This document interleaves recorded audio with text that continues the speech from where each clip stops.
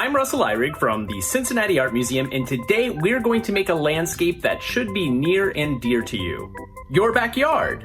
Today's project is inspired by this painting in the museum's collection by Georgia O'Keeffe titled, My Backyard.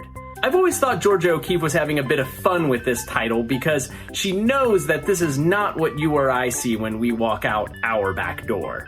O'Keeffe was famous for zooming in on her subjects so that they became more abstract shapes and colors than recognizable objects. While My Backyard is not that extreme, it is a bit more closely cropped than you might expect, which makes those cliffs feel extra tall. And while she does show rounded forms here, it also has areas of flat color that she's pretty famous for. So what do you see when you walk out your back door? Do you want to show the whole yard? Or maybe just a detail? Think about how you want to frame your image.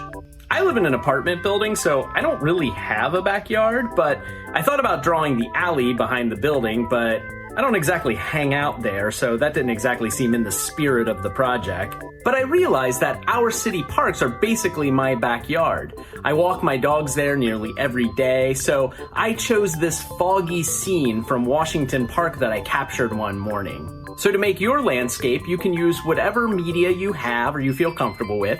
I'm going to be using my iPad once again, but I'm treating it kind of like I would a traditional painting. I begin by doing a monochromatic underpainting to set up the composition. Then I go in and I add washes of thin color over top of that underpainting. Then the final step is I go back in and I add in more details with a more opaque paint. I know I sound like a broken record on these things, but you want to work general to specific no matter what media you use. You want to start with the big picture, and then you're going to go in and add your details last. This is true for pretty much everything you ever want to make. Work general to specific.